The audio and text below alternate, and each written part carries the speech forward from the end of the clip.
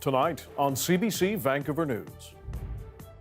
Jordan and I stood up for Dallas. John Rustad did not. 3 former BC Conservative MLAs slammed their former leader as they move to sit as independents. Will more join them? Anything is always possible. Plus, I'm usually an NDP voter, and it would sway me just because I don't want to split the vote. what does Mark Carney's win in the federal Liberal leadership mean for voters and other parties in BC? Carney has a lot of credentials and a resume to work off of. And no more U.S. booze, period.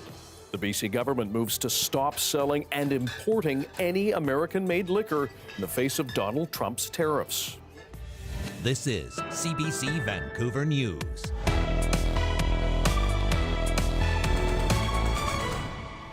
Hello, I'm Dan Burritt. Thanks for joining us. 3 breakaways from the BC Conservative caucus are slamming their now former leader.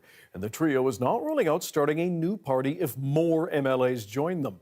As Katie DeRosa reports, it's putting more pressure on John Rustad just 3 weeks into the legislative session.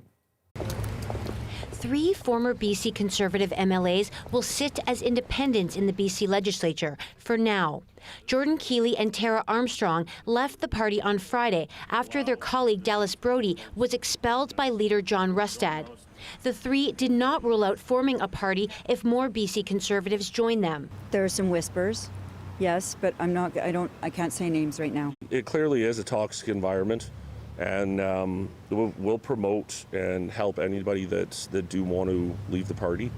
Conservative MLAs Brent Chapman and Heather Moss had previously sided with Keeley, Brody and Armstrong in refusing to vote to condemn Trump's tariffs and retaliatory measures. Both were asked if they're considering leaving the party. I just think politics is tougher than I thought it was. It just seems a lot tougher, that's all. So you are thinking about possibly leaving? No, I'm conservative. Apparently there's 2 conservative parties. I'm a conservative through and through. That's what I ran on. The defections leave Rustad with 41 MLAs. As to whether more will leave, Anything is always possible.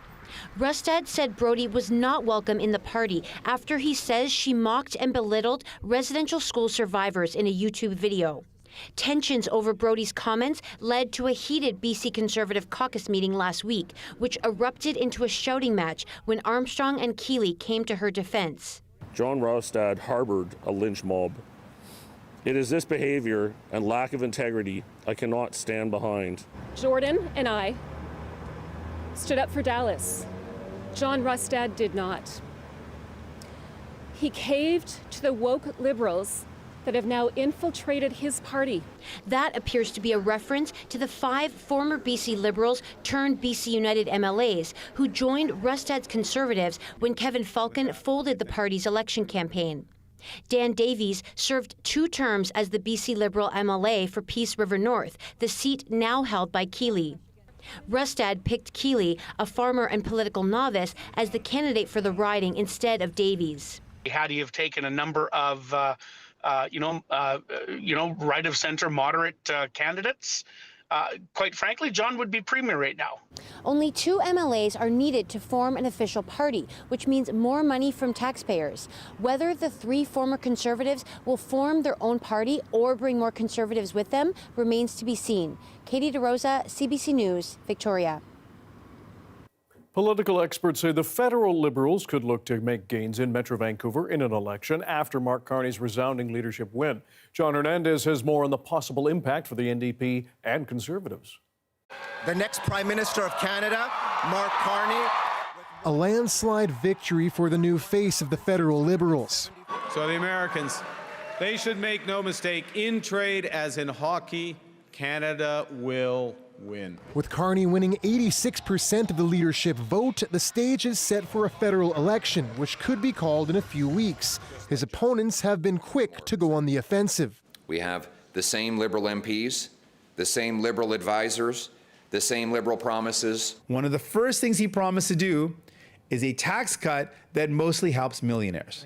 He is telling you who he's in it for. For the NDP, a recent drop in the polls could spell trouble in some ridings it holds in BC. I think Carney has a lot of credentials and a resume to work off of. This political scientist says Carney's central banking background could make him an appealing candidate for left and center-left voters. It's hard to imagine that, and I think the data shows this, is that there's not too many voters who would see Jagmeet Singh as a more reliable person to go up against Trump and deal with this issue than Carney. Singh's own riding of Burnaby South could be one the Liberals look to gain. I'm usually an NDP voter, and it would sway me just because I don't want to split the vote. While new Democrat strongholds like Vancouver Island could prove more difficult to sway, narrowing polls between the Conservatives and Liberals could signify tighter races in the suburbs. Given that the sort of nature of the way suburban voters tend to sort of move back and forth, there's a strong likelihood that the Liberals could do better in Metro Vancouver and Metro Toronto than had been previously thought. Campaigns from all three parties are expected to ramp up as Canada navigates a tumultuous road ahead. John Hernandez, CBC News, Vancouver. If you're looking for an American-made beer, wine, or liquor, good luck finding it in BC soon. The Premier says the province is going to yank all U.S.-made booze off public liquor store shelves and stop importing it in the face of what he calls escalating threats from our southern neighbor. Chad Pawson has more. Californian wine, Pacific Northwest craft brews. Today in BC, these popular products are gone from the shelves of government-run liquor stores. The BC Liquor Distribution Board will also no longer import U.S. product, meaning it'll run dry at private stores once current stock is sold. To recognize the feeling that many British Columbians have now when we look at American products, we don't even want to see them on the shelf anymore. A week ago, the province removed so-called red state booze to pressure Trump allies while not punishing states like California, Washington, or Oregon. EB says Trump's threats over our dairy, lumber, and even our border are too dire now for half measures. It's hard to find Canadians against the move. Not really, no. I'd much rather buy like BC wine anyways. So local's always better, I guess. That's better for the country, Maybe we should buy our own product. That's it. They should just really hammer it down and make the point. So I'm glad they're doing that. Although I love California wine. It's not so simple, though, if you ask alcohol producers in the States. They say the ban could hurt Canadian businesses, too. Not being able to sell is challenging. It's also, a little sad. Many of those beers are made with Canadian barley, Canadian malt. We have a very integrated supply chain in North America. BC's premier seems all in a Canada-first approach to the U.S. tariff threat. He wants consumers to find Canadian alternatives and starve the U.S. of tourism dollars. He even canceled his own Disneyland family trip as an example. There are a lot of sacrifices that my family has to make because of the job that I do, and I'm very appreciative of it. It was not the easiest conversation, but we're not going to an American theme park for the foreseeable future. EB says the province is not done. It's expected to enact legislation within days, giving it the power to levy fees on U.S. commercial trucks traveling from Washington to Alaska. EB's also working with Ottawa on tariffs or an outright ban on U.S. thermal coal being shipped through BC. Chad Pawson, CBC News, Victoria. The BC Liquor Distribution Branch has sent out a clarification on this story. It says, for the purposes of this action, U.S.-made liquor products are those that are manufactured in the U.S. and imported into Canada. It does not impact U.S. brands made in BC or Canada, like Budweiser or Coors Light. Primary health care in Canada is in crisis. Health Canada says the country needs 23,000 family doctors. And recruitment and retention is tough, especially in small towns and cities. But that's also where one BC city is finding its edge. The CBC's Jennifer Norwell has that story in the latest installment of our special series, The Cure. From bustling Pretoria, South Africa, across the world to Williams Lake, BC. That was the big move Dr. Jacques and Mariska Newhoff made 5 years ago, along with their 2 young kids. We came into a home with a stocked fridge and a pantry from the community that put it there for us. Williams Lake is about 7 hours north of Vancouver, with a population of 11,000. The community greeted them with a warm welcome. So those small things, well, it's small things from someone else's perspective, but a massive impact that it had on us. Part of that welcome was formalized when the city of Williams Lake developed a program to recruit doctors to the community and the nearby municipality of 100 Mile House. It runs off of $176,000 of core funding from the local hospital board, and as it grows, is also generating revenue of its own. Last year, the BC Interior had 75,000 people waiting to connect with a family practice. Melissa Lapointe runs the program as the Healthcare Landing Director. She arranges housing, transportation, daycare suggestions, employment opportunity for spouses, all that, and the little things. We're going to leave a little basket of toys as a surprise on the kids' beds whenever they arrive. It's taking the time to ask about food sensitivities. We've gone as far as leaving a beer mug in the freezer for them.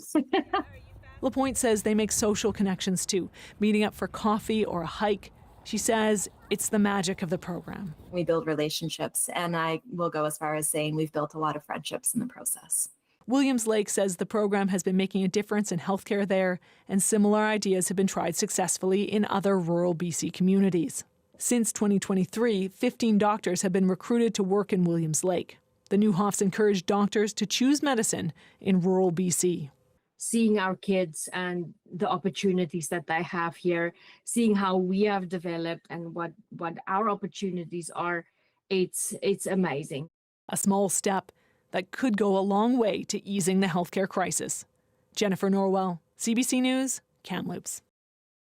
One of 3 BC Mounties accused of making offensive comments in a private chat group choked back tears at a code of conduct hearing. Constable Ian Solvin is accused of making racist and sexist comments along with 2 colleagues. He's the first of them to testify. We spoke with the CBC's Jason Proctor earlier. Well, as you mentioned, Dan, Constable Ian Sullivan got very emotional talking about life-threatening pressures, calls that they went to where one colleague had her back broken, and they heard their colleagues screaming. This all is part of the pressures of the job, which he said led to kind of a release in dark humor on this private chat group where he admitted some of these comments were, basically indefensible, things he regretted saying, but also to some degree defending some of the comments, particularly one which had gained some attention around tasering an unarmed black suspect. He said this happened at a crowded takedown of a suspect who was in fact holding a syringe, but that he worried that news of that from filming would make it onto the news and that, the RCMP would throw him under the bus. And so, again, he's at this code of conduct hearing defending some of them, but saying lots of it regrettable, but also describing this as dark humor. And Jason, what happens next in this code of conduct? Well, he's being cross-examined right now by a lawyer for the RCMP. They want to fire him. There are 2 other Mounties involved as well, and the RCMP wants to get rid of all of them. All right. Jason Proctor, thanks very much. A ski gondola loaded with passengers fell to the ground at the Kicking Horse Mountain Resort in Golden. Eyewitnesses say the cabin fell about 3 meters moments after departing up the hill. Well, there was a whole bunch of emotions going on, really. Part of me was relieved that we didn't show up earlier than we did. We didn't get in the line and didn't get on the gondola. There it is. Safety officials say they've only had minor injuries reported. It's not clear how many passengers were inside when it fell. The resort closed for the day and the gondola ride is canceled until further notice.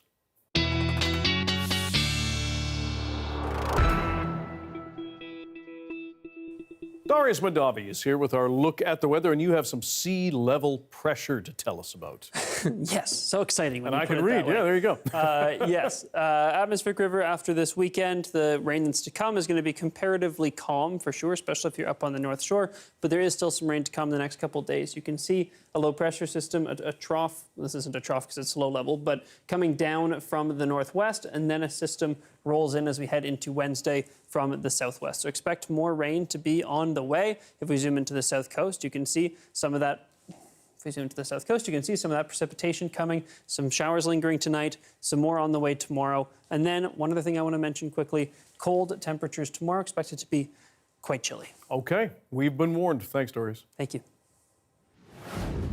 As the threat of American tariffs continues, BC farmers are banking on support from you, what they're asking for, and how you can help Buy BC, coming up.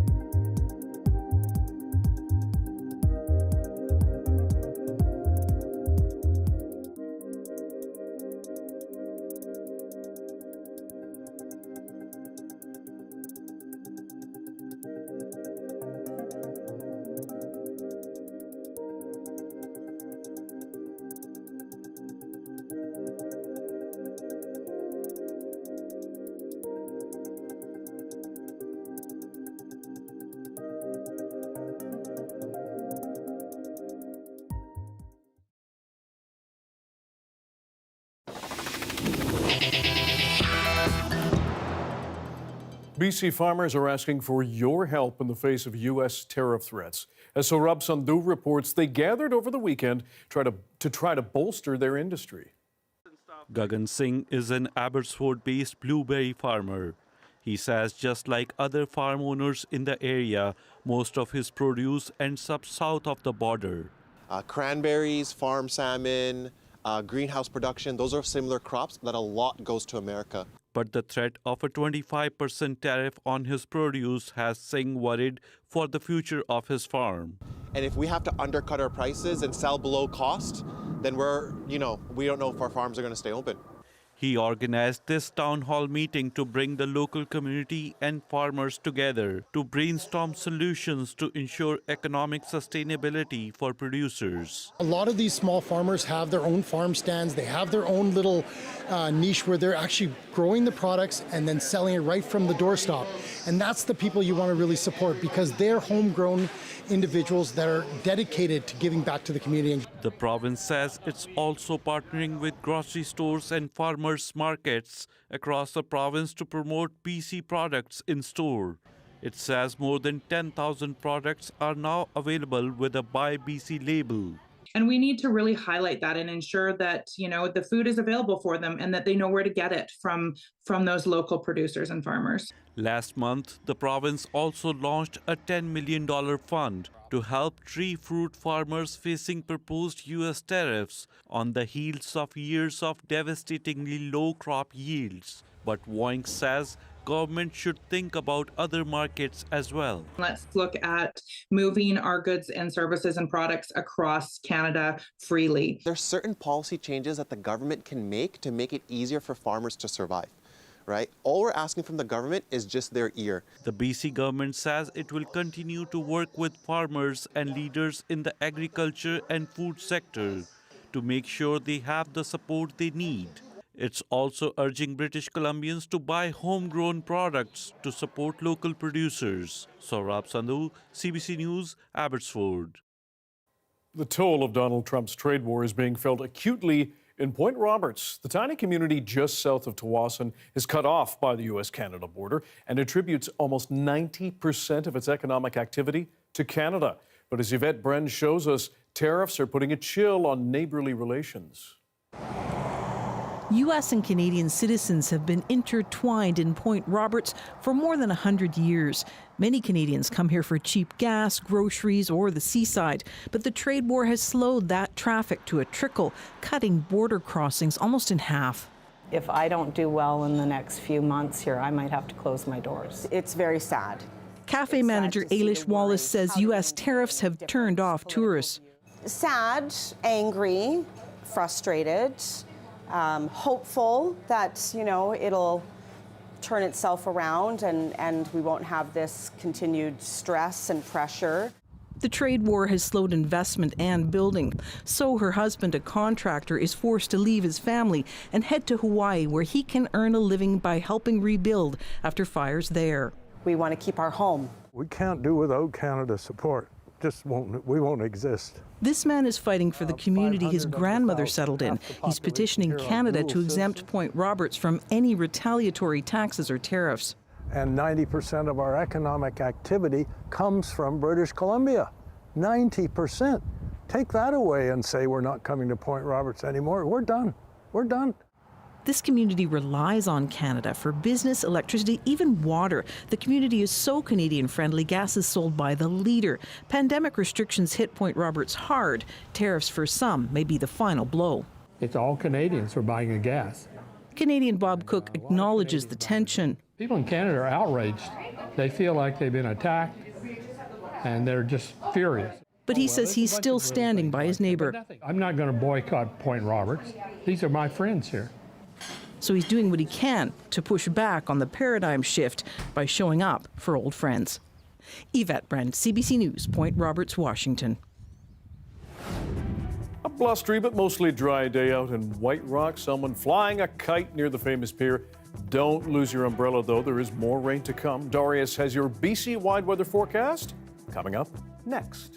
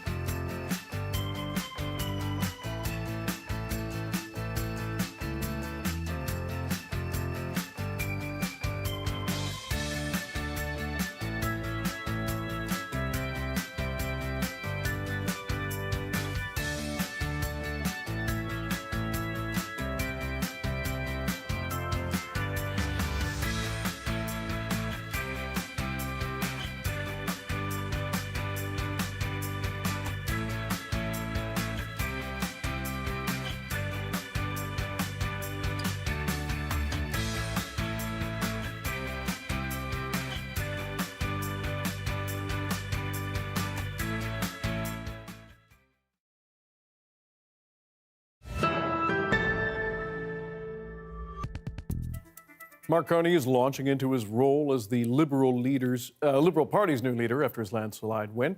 In the coming days, the former two-time central banker will replace Justin Trudeau as Canada's next Prime Minister. Ashley Burke looks at what it means for the party with a federal election looming. Mr. Carney, when will there be an election? Fresh off the heels of his landslide victory, Mark Carney on Parliament Hill to discuss what comes next. The transition between the Prime Minister and myself, that transition will be seamless and it will be quick. On day one as Liberal leader, Carney meeting with the Prime Minister, then his caucus. I'm really happy today that a new era is starting. I think the party is rejuvenated, re-energized. Wayne Long, the first MP who publicly called on Justin Trudeau to resign, says he's now among the MPs Carney convinced to run again in the next election. He said, look, you could be a part of my team. I would like you to reconsider offerings.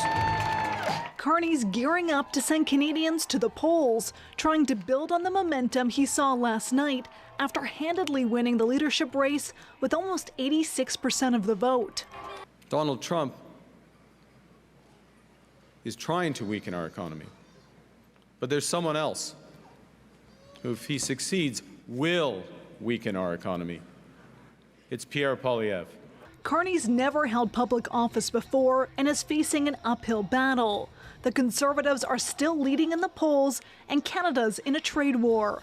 Trudeau's former principal secretary helped with Carney's campaign. I think the country could use an election, frankly. I think the country could use a government with a strong mandate to negotiate with Donald Trump. Liberals say they're ready to jump into a quick election.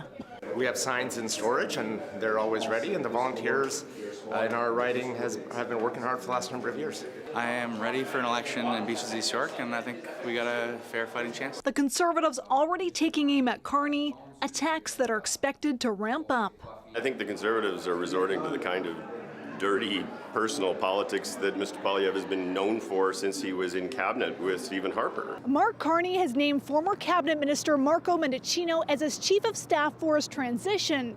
Carney is expected to take office and swear in his cabinet this week. Then sources say he's aiming to trigger an election before Parliament was set to resume at the end of the month, with a vote in late April or early May. Ashley Burke, CBC News, Ottawa. Pierre Poilievre and his team are eager for a federal election, but with the trade war, shifting polls, and now a new Liberal leader, the Conservative leader faces a challenge. Kate McKenna shows us how the party is responding. For Conservative leader Pierre Poilievre, it's a whole new fight. Carney puts himself first. Conservatives will put Canada first. His party has itched for an election for months. We are going to have a carbon tax election. But the conditions have changed. The Liberal government says it could kill the consumer carbon tax before the next election. We're looking into how that could be done and how rapidly it can be done. The country's focus has shifted to tariffs from the U.S. I think Donald Trump creates a huge problem for Pierre Poilievre, and it's in the simple fact that 1 in 3 of his own supporters like Donald Trump and 2/3 don't. The pollster says Trump's threats helped shrink the gap between Liberals and Conservatives. At the end of the year, the Liberals were barely hitting 20% in the horse race. Today, in some polls, they're ahead. Our poll, they're not far behind. They're up almost 10 points in 2 months. That is unprecedented. In response, Poilievre is positioning himself as the best option to protect Canadian jobs. Trump seizes on weakness, and nobody's weaker than Mark Carney. Conservatives are also trying to tie Mark Carney to Justin Trudeau's record. There should be no surprise that his viewpoint about Mark Carney and the Liberal Party is that the Liberals are essentially going not for a first term under Mr. Carney, but a fourth term. But Poilievre's message was not shared by the Progressive Conservative Premier of Ontario, speaking on Bloomberg TV. Carney, extremely bright individual when it comes to finances and other areas of business. He's right in line with what I believe in. All opposition parties say they're ready for a campaign. The Conservatives have already nominated more than 2/3 of their candidates, and their war room is already opened. An election is expected within weeks, and as Donald Trump has shown, that's a long time in politics. Kate McKenna, CBC News, Ottawa. It is Commonwealth Day in Britain, And this year's celebrations included nods to Canada from King Charles and other top royals.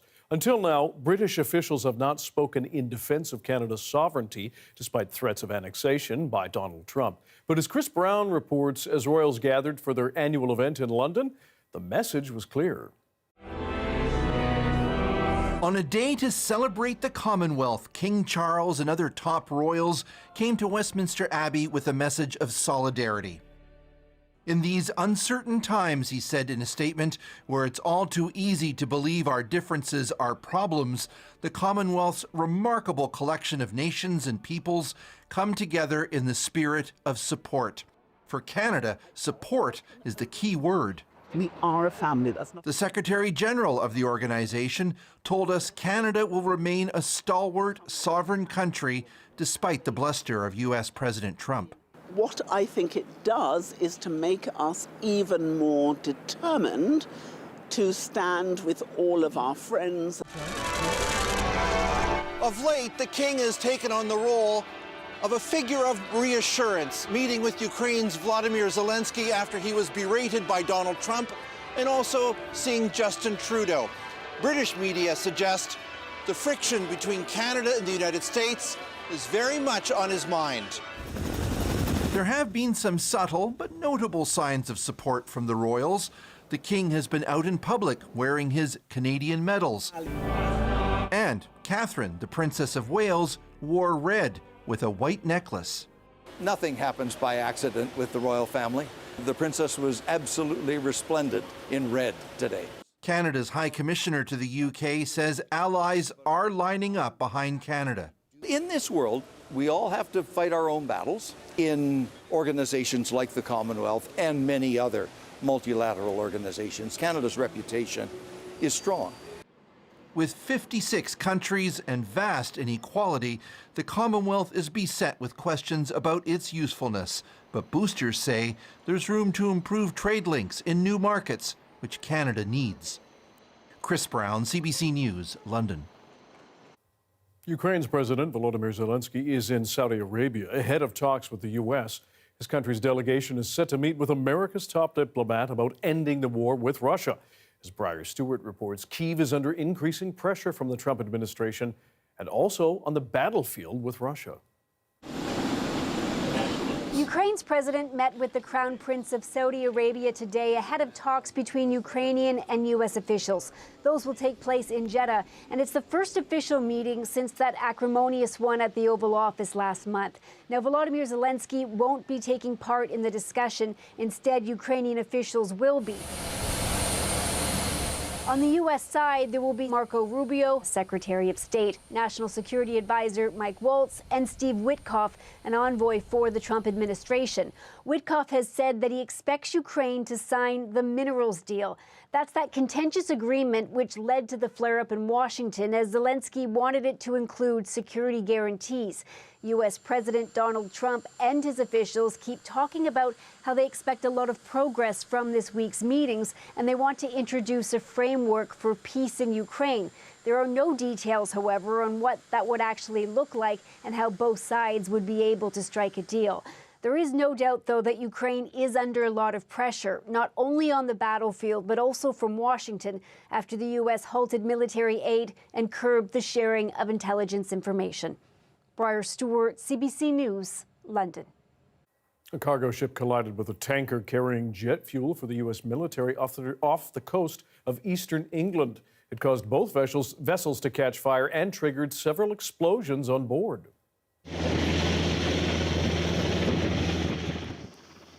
Thankfully, authorities say all 37 crew members from the two ships were safe and accounted for, with one hospitalized. The tanker was at anchor near the port of Grimsby when the cargo vessel ran into it. It ruptured the side and sent fuel pouring into the North Sea. The fiery collision triggered a major rescue operation by lifeboats, Coast Guard aircraft, and commercial vessels. It's not yet clear what caused the collision. There is concern, though, about the environmental impact from the spill. The Vatican says the Pope's health is improving, saying he's no longer in imminent danger. Pope Francis has been in a Rome hospital for more than 3 weeks. battling a respiratory tract infection and pneumonia. Now, the Vatican says doctors no longer list his prognosis as guarded. Still, it says it will be necessary for the 88-year-old pontiff to continue treatment in hospital.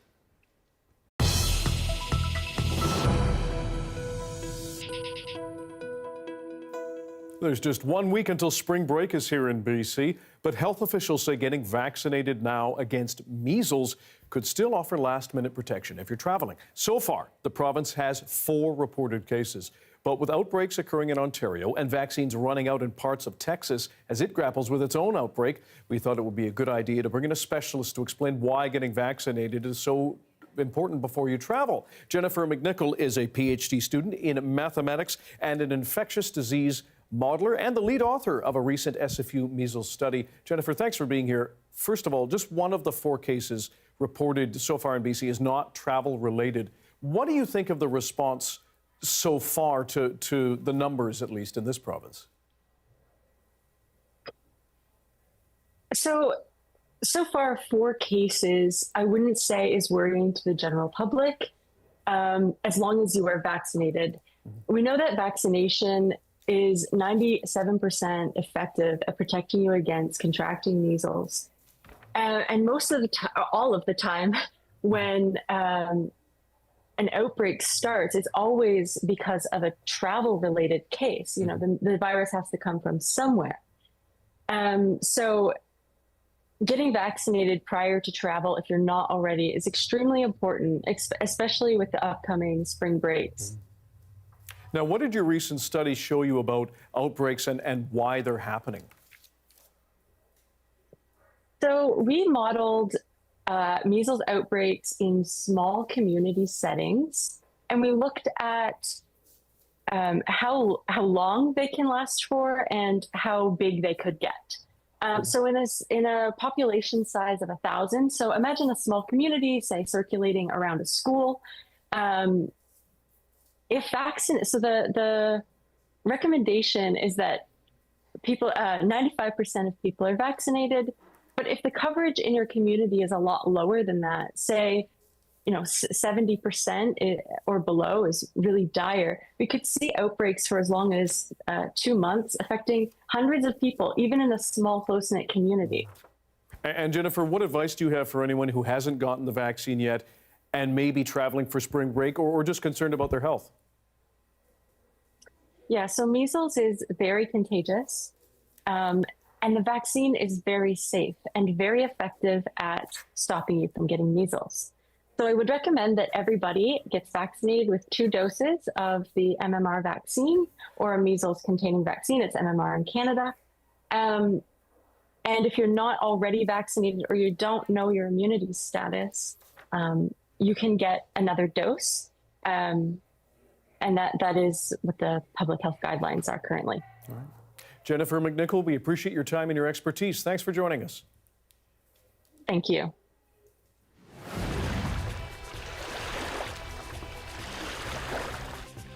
There's the CBC's Susan Ormiston and Canadian scientist Thomas James being chased by a wild seal at a beach on Deception Island. Thankfully, no one was hurt. Stay with us for a full report from the CBC News team with an all-Canadian expedition on the HMCS Margaret Brooke in Antarctica.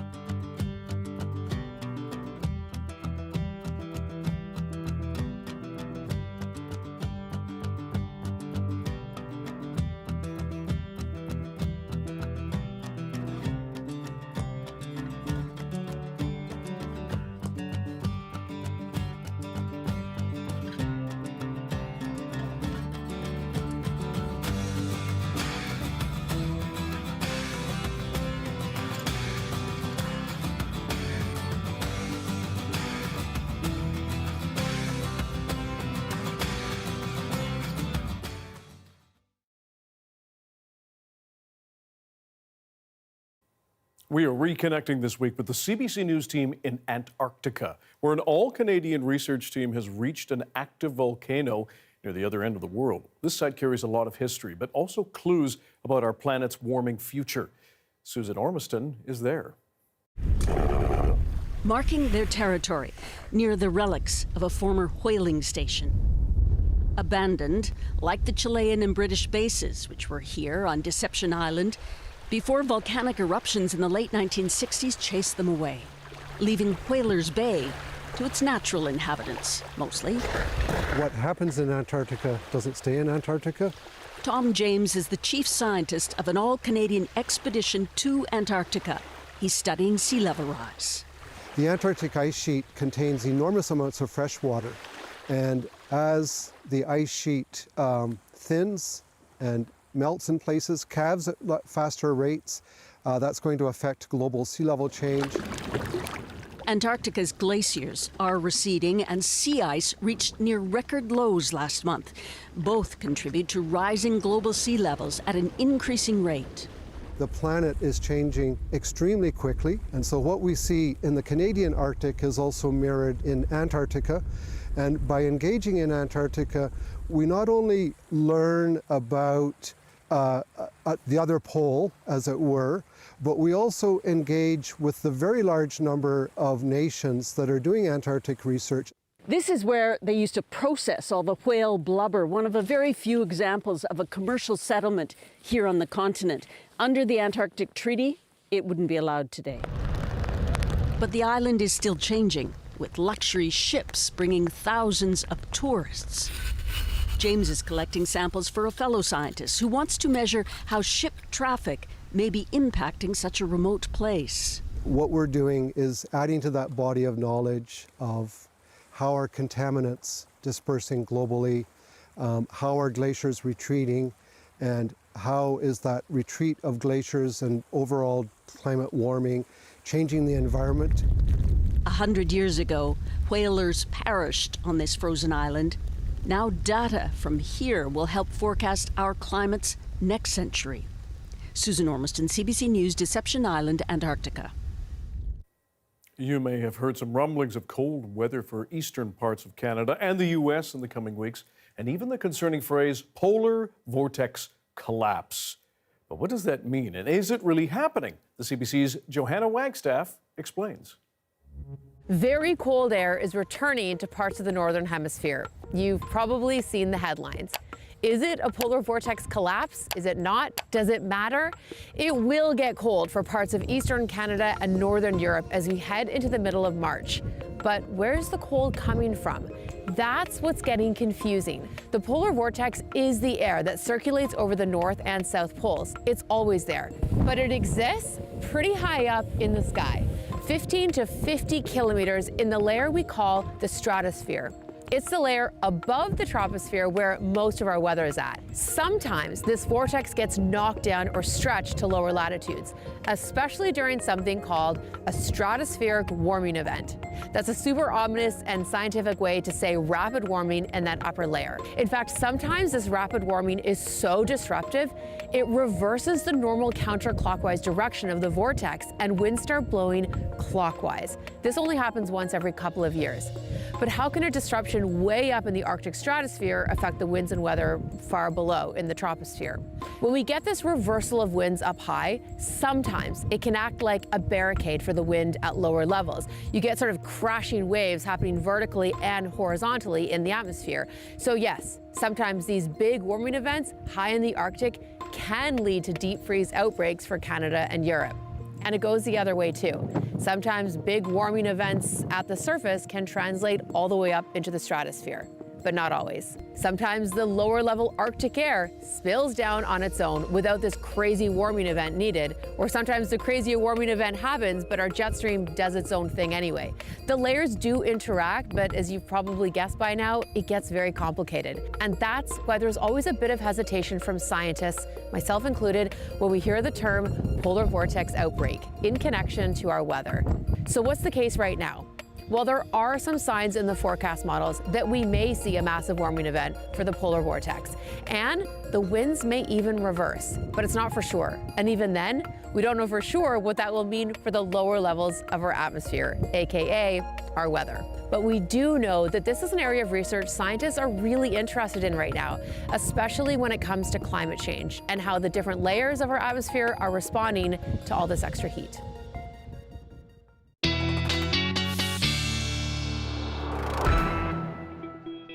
Darius Madavi's here with our BC-wide weather forecast and the wet stuff. Yes, there are some rain and flurries still happening across parts of the south coast, and there is more on the way over the next couple days. We've got another system setting up, going to come in from the southwest. We're going to start to feel that tomorrow, but it will really come into play on Wednesday. Right now, the track is actually still pretty uncertain, so take this model with more than a grain of salt, but not too much more. So you can see some of that precipitation coming in on Tuesday and then really picking up on Wednesday. But again, the track and how much freezing levels are going to come up and exactly how much precipitation is still a little bit uncertain right now, but confidence is growing. So right now, expect to see probably in the range of 20 to 30 centimeters in Metro Vancouver, a decent amount for the South Island, but the more northern parts of the South Coast and Vancouver Island, not getting quite as much. That's the picture that we're starting to see right now. With that being said, still some rain. It is still the west coast of Vancouver Island. There will still be rain.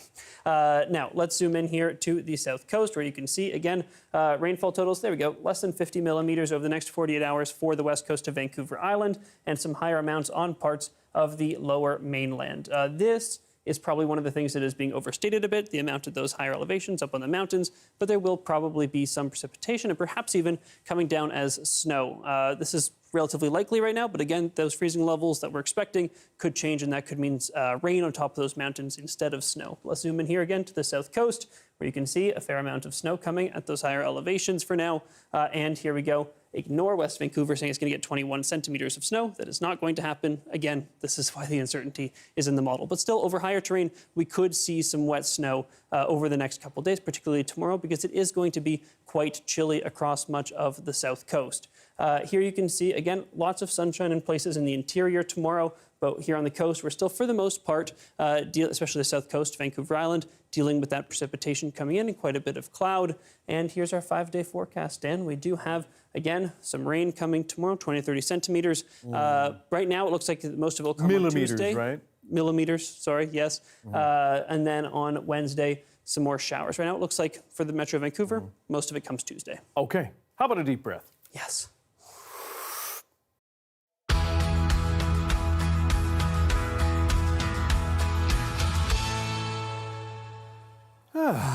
Darius, it's Monday. Do you have some good news to tell us? Yeah, we need to shorten that sting. It's a long breath. Yes, I've got some news, and I'm going to start off with the problem, and then we'll talk about a little bit of good news that has come out of some new research. So this is a diagram, more or less, of photosynthesis that I mocked up. Carbon dioxide comes in, sunlight comes in, water comes in, and we produce energy for the plant and everything else in the food chain, and oxygen. But as temperatures start to come up, in many cases, the rate of photosynthesis starts to come down. It becomes less efficient as those temperatures come up for various reasons. But if we hit a critical threshold, which lab tests have found that on average tends to be around 46.7 degrees Celsius, photosynthesis can shut down entirely if the plant has to experience that temperature for too long, because it disrupts a critical pathway that's part of photosynthesis. Now, researchers that have been working in India on the west coast here in a sort of tropical foresty area in this region here have found that for at least some species of trees, this may not be happening on the ground because those temperatures just aren't experienced for long enough as of now. So they use these sensors on the bottoms of trees, which are very annoying. They can be blown off by winds or storms or stolen by monkeys, as happened in this case, which is why it's very difficult to get this kind of data out in the wild. But they found that for at least some species of trees, so far, maybe it'll be okay. That is good news. Thank you, Darius. Thank you. She works for the city of Burnaby with a very unique job, keeping a murder of crows far from the delights of a compost facility. You will meet Caprice after this.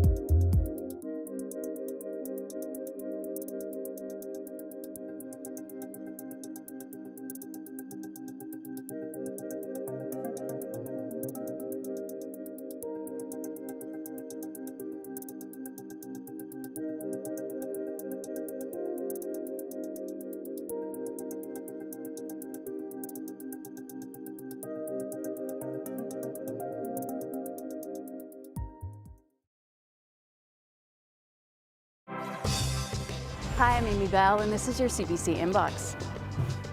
To get you in the Juno spirit, check out the jam-packed lineup of events happening in the Lower Mainland. On March 15th, City of Surrey kicks off the events with Let's Hear It BC Juno's Plaza Party, with over 30 artists on 6 stages, family activities, and food trucks. And the Juno events continue at Juno Fest and Let's Hear It Live Juno Block Party in Vancouver. For more info, visit cbc.ca/BC. She is sharp-eyed, fast, and a menace for would-be thieves at a Burnaby compost facility. As Michelle Gomez reports, this hawk with a job is tasked with keeping other birds far, far away. Majestic, sleek, and alert.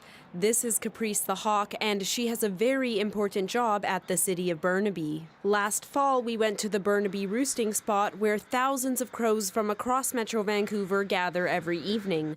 Well, that happens to be just down the street from the Eco Centre, where recycling and compost are periodically dropped off. Naturally, the birds are attracted to this giant lot filled with yummy garbage, and it's Caprice's job to keep them at bay. We would be inundated with dive-bombing birds right now if we did not have the hawk here. And even when the hawk is just resting or is just present, is enough that you'll see virtually no birds. Dare says the hordes of birds were a nuisance to the neighborhood, dropping compost items and, well, droppings all over the area. Laura Langford is Caprice's handler and best friend. She is fierce, she's a warrioress, and she's a sweetheart. Under Laura's supervision, Caprice patrols the center from Monday to Thursday. That's when compost is dropped off. It's just disgusting and it's gross, but it's a free buffet and they love it. The goal is not to prey on the local birds, but to keep them from descending on the scraps. When I fly around, that makes them really nervous, And in return, Caprice gets plenty of treats and pets. Michelle Gomez and Caprice the hawk, CBC News, Burnaby.